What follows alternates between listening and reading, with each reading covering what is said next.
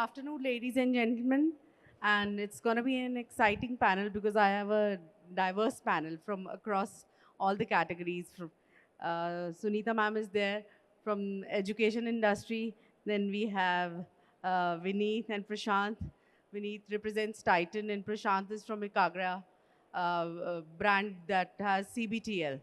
And then we have Arunabh, which represents UClean, the laundry brand. So before we begin the panel, I want all the speakers to introduce themselves and their brand first.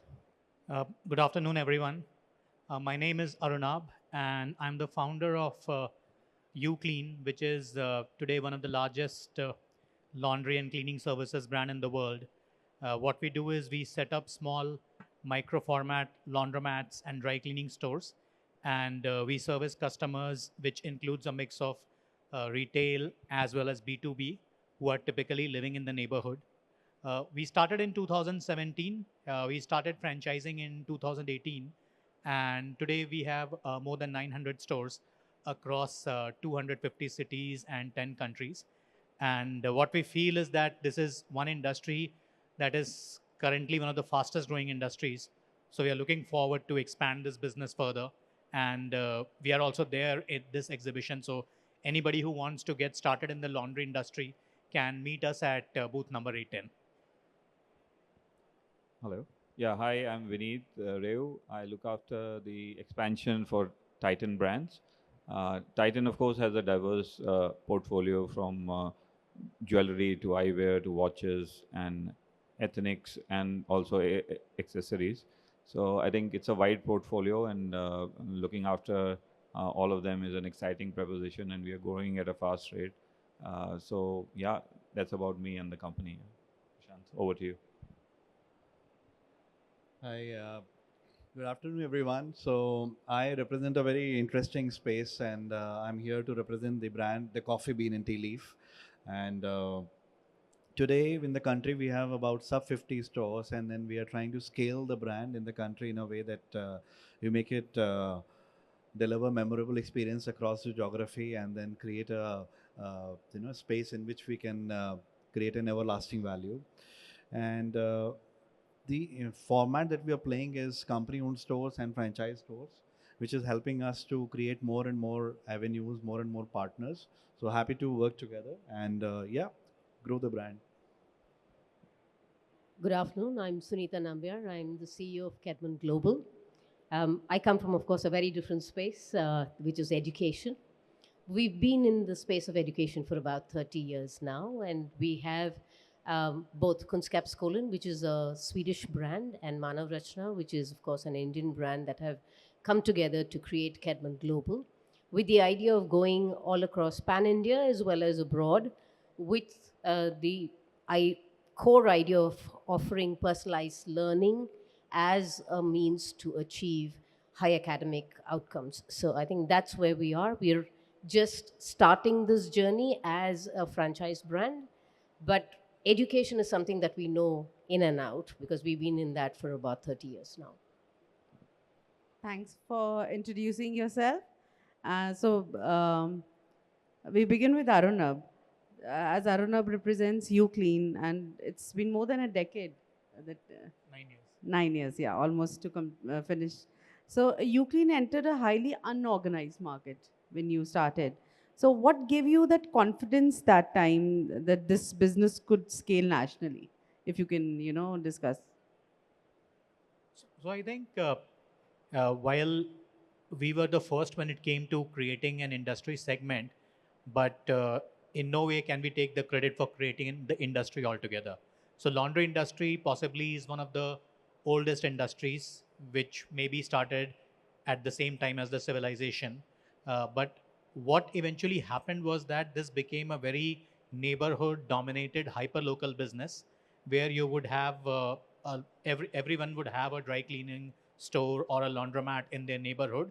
But the problem that always existed is that because the industry is extremely unorganized, and I say that even 9 years down the line since starting UClean, it continues to be a largely unorganized industry. So you have these local operators, the local mom and pop shops, who are basically operating in their neighborhoods. And because they have not invested in terms of organizing themselves or branding themselves, so that is why the biggest issue that the industry has always faced is a lack of trust. So as a customer, when you give out your expensive clothes, you're always unsure what is going to happen with your clothes, whether you will get them back or not. So any industry which is so massive in size and so heavily unorganized is ripe for disruption. And that is the premise on which we started UClean. And because this is a very hyper local business, so it gives you the opportunity to partner with a micro entrepreneur who understands his neighborhood, who has a network in the neighborhood, and who is willing to put in the hard yards. So with that premise, we were very confident that if you build a system, if you build a process, and the amount of manual intervention can be reduced through the adoption of technology, you can quickly scale this business by partnering with the right entrepreneurs. And I think that is actually what gave us the confidence. Thank you for sharing this. And coming to you, Vineet, you represent a brand that Titan, and they're the pioneers. So in franchising, especially. Uh, Titan has under its umbrella World of Titan, Tanishq, Mia, and other brands like. So, what truly drives long-term retail scalability in India today for Titan? Well, I think for Titan or for any other brand, I think for first thing is to have you're targeting a preposition for the consumer, which is valid for them. I think that is the key. So once you identify that need, and then I think it is up to the brand to see how well they can furnish the need. So for Titan, whether it be a jewelry business or an eyewear business or any other business, watches business. As our fellow panelists said, that a lot of these industries were earlier unorganized industries, and Titan stepped in to try and organize them, and we have been largely successful in a lot of these industries. So I think the idea is to one have make a model which is catering to a certain need of the consumer. That is the first thing that I would say. Once you've done that, I think it is very important to also say that you've put your processes and your systems right. I think until you do that, scalability could be a challenge. While you go in numbers, but I mean you will find it difficult to kind of manage the whole business. So I think putting the systems right is the other thing that we need to do, so that once you scale, it would not be out of your control. That I would say would be the second part. In terms of then it would be an thing that how do you want to grow? Do you want to grow with your own stores, or you want to go with franchising? Of course, own stores give you that control over the brand and how you represent and service the consumers. But beyond a point in time, I think it is important to look at local entrepreneurs and take their help to grow, which is important because if you need to attain scale, this is something that most of the brands would do. Also, I think with the local entrepreneurs, we do kind of leverage the local knowledge that they get into on board. But at the same time, it is very important to choose the right partner because he's ultimately going to represent your brand. So I think that becomes very, very important. Apart from that, while you grow, I think it is important to understand your consumers and then grow in areas which you have your strength in, and then try and develop over that. I think if you identify your customers right, I think most of a large part of your expansion would be done in the right direction. Then, of course, there are ways of how you can expand, whether in terms of high street or malls. That also is partly dependent upon where your consumers are and how does the consumers kind of consume you. So I think that needs to be kept in mind. And as we go along and expand more and more, it is important to build an organization, a stronger organization and stronger processes around you, and also look at the unit economics very carefully, so that sustainability is built within the model, and you can run the business for a long time. I think that is what I will try and sum up the whole thing. Yeah, I agree to you. So, moving on to Prashant, as you just mentioned that your brand is almost, nearly opened 50 stores. They're short of 40, 50 40 something, stores. okay, Yeah. close to 50. So, as you are on that mode of expansion, for your brand in today's market scenario, what matters more, growth or profitability? I think this is a very important question in today's time, that how do we choose one over the other? If you choose growth over profitability, we burn a lot of cash. If we choose to stay profitable and we choose not to grow, then you lose the relevance, because you're going to be only Sure. in that trade area, that geography, that city, and then you'll not be having that aspiration of becoming a national brand or a global brand. So this has to be very carefully dealt. The answer is in a sustainable growth is the answer.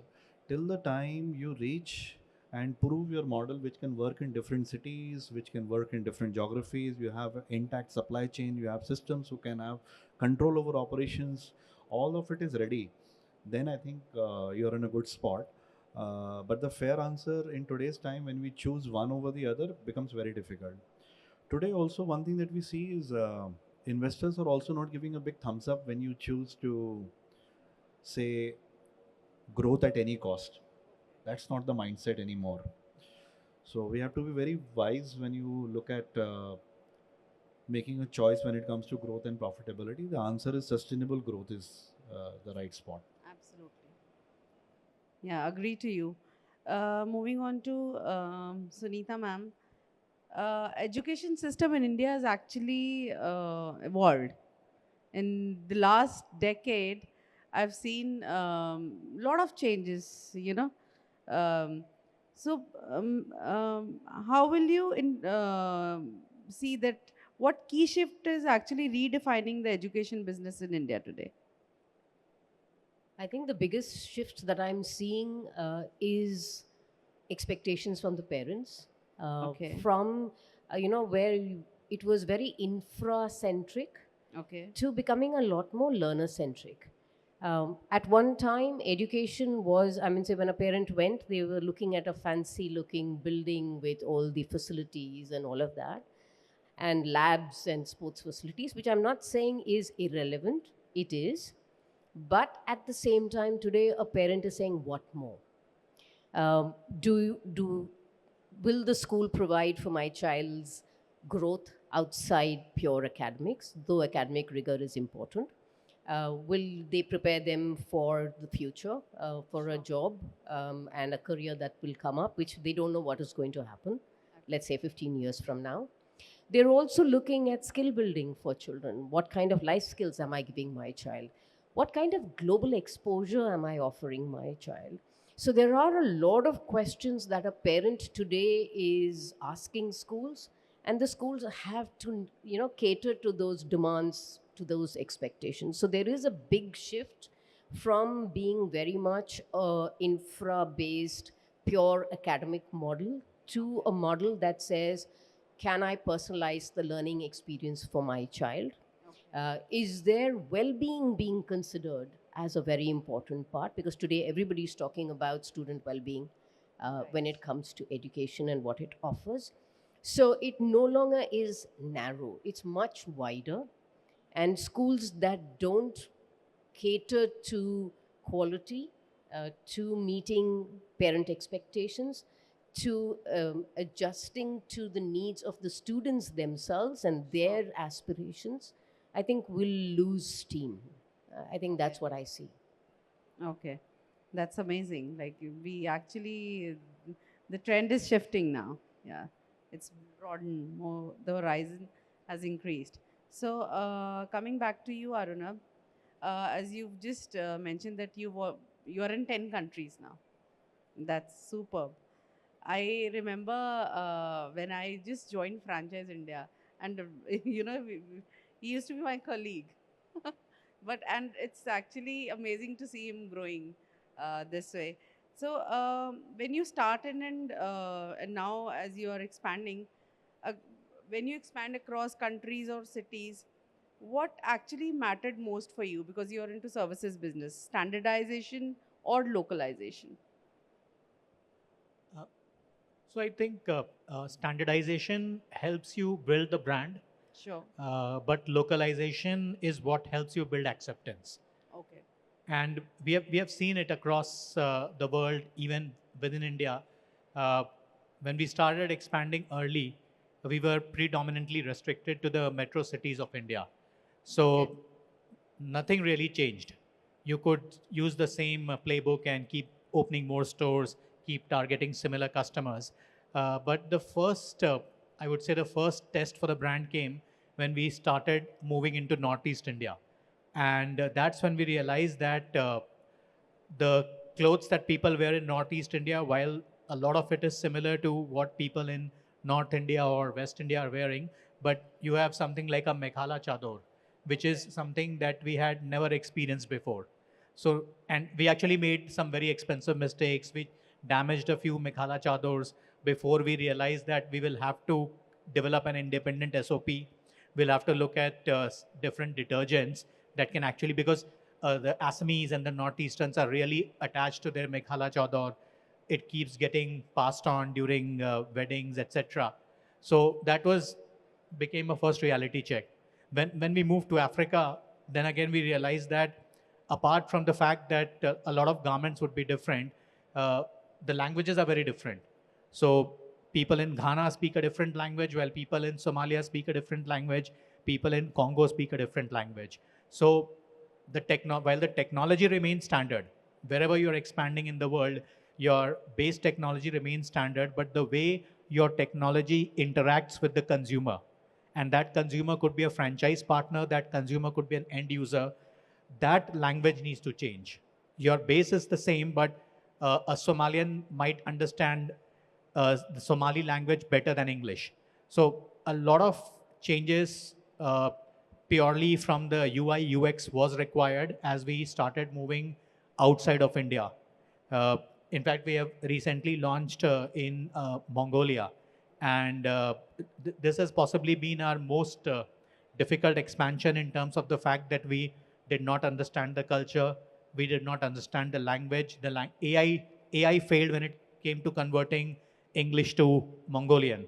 So a lot of to and fro's, reiterations had to be done before we could say that we are now literally ready to go live in a country like Mongolia. So I feel that while there should be some elements when you're expanding that should remain the constant, the base remains the constant, but you also have to understand that there will be cultural differences within India, outside of India. And as a company, you need to be prepared to invest time, efforts, resources, and money into bringing about those changes if you really want to be successful.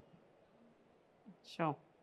Coming to you, Vineet, for Titan, what major consumer shifts are shaping your brand's market expansion?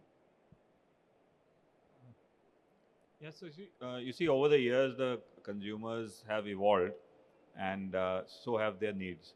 So I think it's very important to kind of keep up with them. So if you look at today in the metros, it is largely aspirational, if you could call it in the larger sense. So today, every consumer wants to consume a product which is aspirational for him, and hence to cater to that need, for example, is very important. Similarly, there is a large shift from unorganized to organized, especially say after COVID, that movement has really expedited. So I think it is important for us in the organized sector to uh, recognize these trends and then try and you know um, give the consumers what they really need. So if they say, for example, in an eyewear, if we were okay some time back, even if to get our spectacles, say, after 2 3 days. Today, if you walk into a spectacle store and he says that I would not give you spectacles by the end of the day or maybe by next day, you would really think hard. So I think it is important to one, recognize these kind of shifts, and also to then cater to them either through your processes or through your products also. Today, if you look at it in terms of, say, watches, everybody is looking at a more premium journey.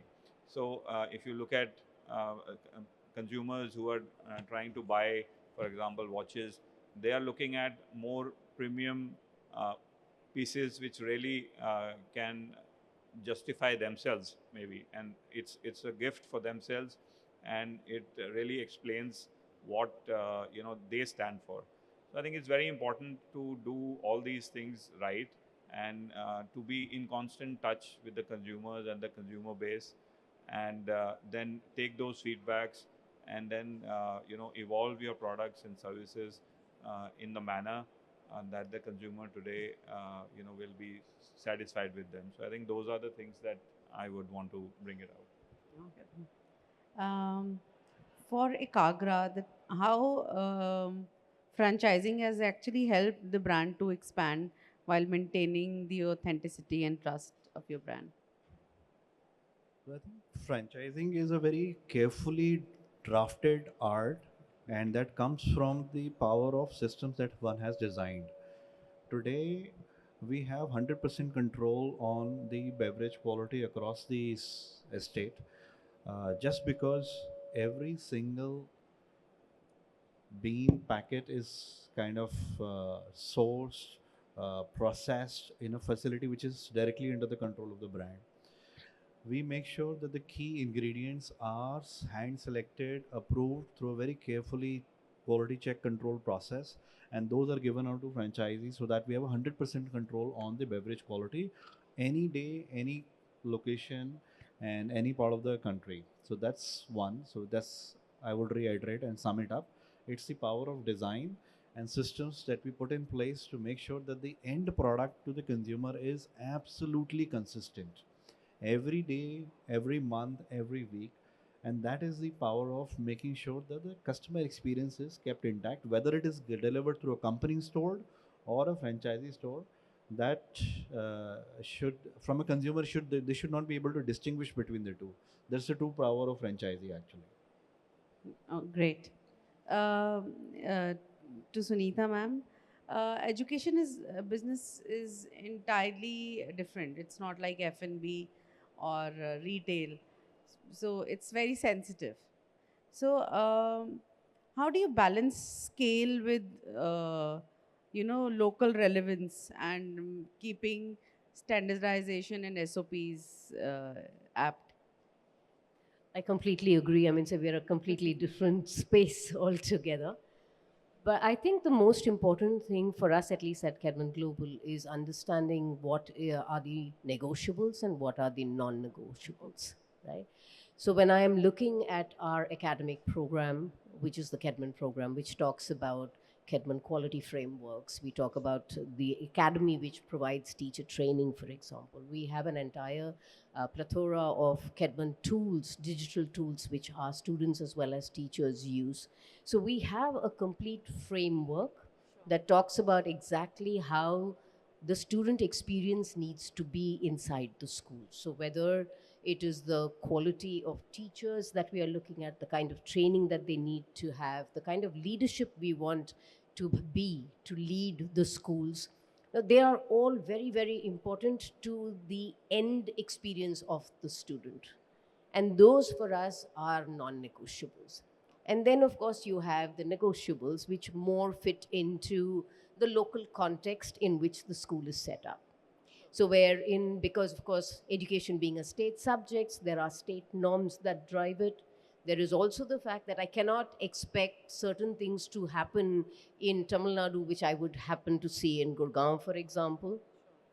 It will change. And therefore, I need to be okay with allowing for those changes, whether it is the holiday timelines or whether it is in terms of the number of hours a school will run or the kind of branding and communication strategy that the school may use. That may change, but the branding guidelines cannot change. right? So there are certain things which will be absolutely non-negotiable. Sure. And that allows me to ensure quality across schools. And the same thing, what you were saying, right? Irrespective of whether it is a company owned school or whether it is a franchise school, I expect to see certain things that I will see irrespective of where they are. I expect my students to get the same kind of experience irrespective of where the school is set up. So I think those are going to be some things that we will be very clear. And I Sure. think that's the engagement that we will have with the partners. Okay. So before we conclude, I have a closing question for a common question for all of you. That because you all are expand on a scalable journey. So what is one thing that your brand or one thing brands often underestimate while expanding across different cities or different countries?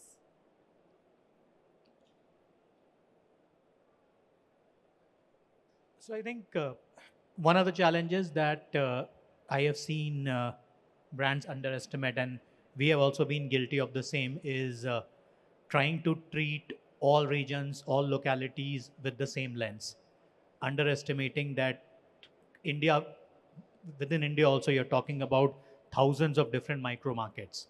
So while on Instagram, we we might every customer looks like they aspire for the same thing, and we are all aspirers, and we potentially are aspiring for a better life. But once you scratch the surface, once you dig deeper, you would realize that the aspirations uh, change dramatically between cities to towns, towns to villages. And apart from that, the spending capacity, the buying capacity, the price points, these would change drastically. What a customer sitting in South Delhi can afford today, a customer sitting in a place called Dimna, from where I come, it's a small village in Jharkhand. The people in Dimna cannot afford a 300 rupees kind of a coffee. So when you're entering different micro markets, aspirationally, we all want to be there, but the spending capacity would change. What I truly can aspire for and what I truly can spend on is something that is going to be drastically different. And when we expanded internationally, we also realized that uh, this is universal. So while Instagram will give you an impression that everybody wants the same thing, everybody is doing the same thing, but different people in different regions of the world and within India have a different spending capacity and have a different culture that they subscribe to. So I think that is something that we have blundered on multiple times. We have failed, we have learned from it, and we have corrected ourselves. But I am very sure, however much we try, we will keep learning as we keep expanding. Sure. So I think cannot agree more with what he has said. And I think if you look at especially the physical format of stores, I would say the only the largest factor of success or failure depends upon the location. So I think location just cannot be underrated, and maybe it is underrated to the it is probably, as you say, in retail, location, that's what it matters. So I would not stress enough on the importance of that. Location defines what the brand is, what the kind of the consumers that you're trying to offer. Will that kind of a location be suitable for your consumers? Is it convenient for him or her? Is it approachable for her? Would he be comfortable in that kind of an environment? There are so many, and actually the location brings the brand promise to life. So I think something that you need to you cannot stress upon enough is the kind of location. And I think that would continue, at least from a physical retail point of view, brick and mortar retail point of view, that will continue to be the single most focus that brands needs to build upon. Yeah. Prashant, maybe you can add. So I think this is a critical walk when we take, because when you expand, there are two sides of challenges. One is the external, Like, for example, is the market mature? As rightly said, are you penetrating the right market? Do you have consumers who can buy or consume your product and all? The other challenge is internal. Are you ready for a scale from a system point of view, from a design point of view, from a process point of view? Can you keep the consumer experience intact while scaling is the final answer? Have you made the enough investments on making sure the training, the hiring, the SOPs, all of it is in place? So those two are is a clear answer. And there's a beautiful framework from Bain actually, which tells you, growth brings complexity, and complexity brings layers, and layers bring bureaucracy, which eventually leads you to the fall. So it's a whole cycle that one has to go when you scale it up. So Yes. it's a very beautiful journey. Totally agree. I think for me, from the education point of view, the most important thing that I've seen, and these are lessons learned by watching others, is the lack of alignment that sometimes happens with the partner. Because education for me is a lot of heart. And so, therefore, there has to be a common vision and a common direction in which we want to go. And if that is not there, then you can be very sure that it is not going to succeed. So, therefore, the first thing for me is going to be partner alignment. The second part of it is definitely capacity building, whether it is the partners themselves or the members within the school that is going to be set up. There has to be a significant amount of time and effort and willingness to capacity build. I think that is going to be very, very critical. And I think if you were to look, and I will accept every one of the points that they have said, you need to have systems in place. You need to have structures. You have to have your negotiables and your non-negotiables. You have to be sure where you're setting it up and whether the market is ready for you.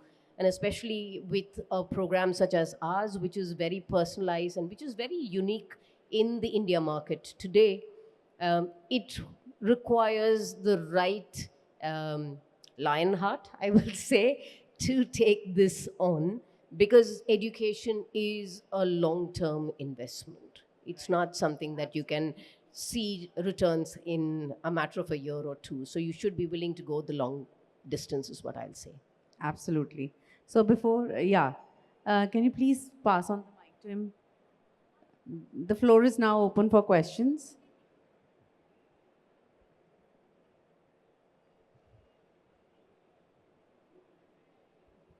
Great discussion. The first question is to the Titan person and the beverages person. So, what is the model you are using for franchisee? Is it a FOCO or whatever? And then, were the systems put in place initially, or you are evolving them over a period of time because the society is changing? And specifically to the Titan person, a jewelry may require a different sort of experience compared to, say, watches or glasses. So, how do you customize it? Second part of the question is to Arunabh, that why did you have to learn the hard way in Africa and Mongolia? Why didn't you choose a local partner over there who knows the market well and say, oh, okay, please, you have done it earlier, go ahead and roll it now? You may have your reasons. I'm just curious. Yeah. Okay, I'll try and make it a go. So I think one, as you rightly said, I think the systems needs to be in place before you start to franchise. Otherwise, you lose control of the brand. But having said that, you need to kind of evolve as the consumers do and as the needs of the business also evolve. So you cannot stop evolving. However, it is important, if you need to be successful in franchising, to have your systems in place before you start to have that scale. I think that is important. In terms of what models you follow, whether it be a FOCO or a COCO, depends upon what product you are offering and what kind of services that you're looking at, and what is the need of the consumer. So based on the product, you would need to customize your model, and maybe not one size fits all. So maybe, for example, for us also, we would have different type of franchisee models within the same business also, because especially in India, and if you look at international businesses, you would need to customize based on the kind of partners you get and the kind of practices that are relevant in the market. So I think there is no one correct answer. You need to keep the bucket with you and then say that, okay, this is what would fit us as a business, and as a partner, what is the best for the consumers to evolve. So I think those are the 2 points that you wanted. Jewelry, yeah. So jewelry, of course, jewelry, since it is a specific model and it's a large business model in India, and consumers are consuming jewelry not only as a product but also were actually doing it as an investment, and hence because of the high value that they operate, it is very important to give them that kind of an experience. So if you would see that even our brands have kind of evolved over a period of time to cater to the needs of the consumers. So, and also if you see, there are other brands that have also grown on emergence in terms of Tanishq was something that was already there. You've also seen the rise of the Mia and the Carrot Lanes, because you see today consumers are going in out for work and they also want daily wear jewelry. So it's not always about something that you want to wear a heavy set or something. These are the points that the consumers' day-to-day needs also needs to be catered. So as I said, it all circles back to understanding your consumer and then trying to offer them the product that they actually need. So that's what the thing about jewelry is. Yeah. Thanks. Thank you. Pardon?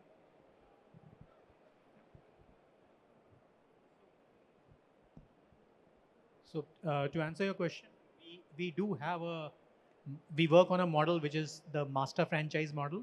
So in Mongolia, we do have a master franchise partner, somebody who is a Mongolian who has been in business in Mongolia for the longest possible time.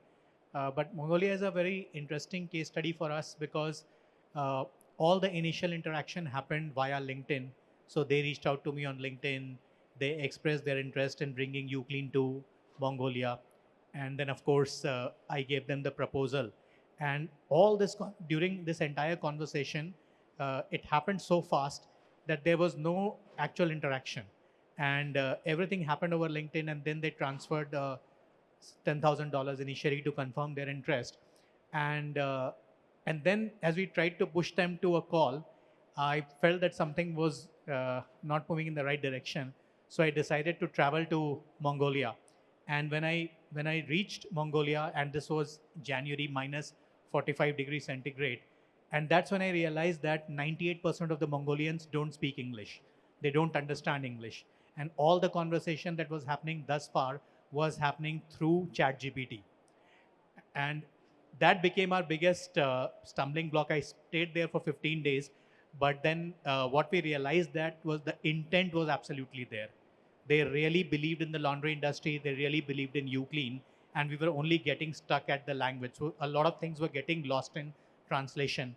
But once I was there, they also got a translator a Chinese translator who would join in from Beijing on a Zoom call. And then through that entire network that we built, we did a lot of iterations, and that's how we were finally able to arrive at the right technology platform. Something that did not take us more than 10 days in UAE or more than 15 days in Africa. It actually took us 2 months in Mongolia, but I am glad today that it eventually happened.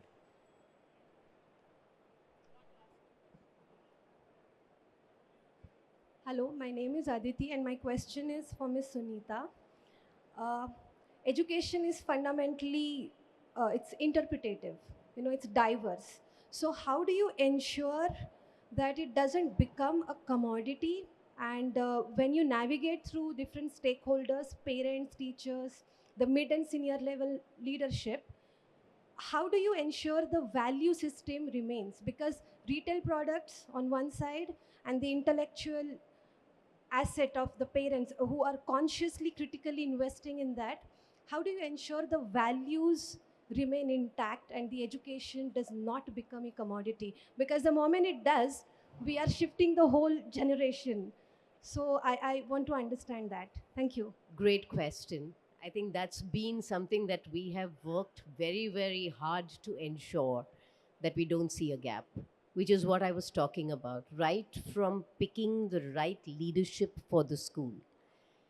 What we look for is, does that person understand students, understands learning, understands approaches that today are evolving and the needs of a student.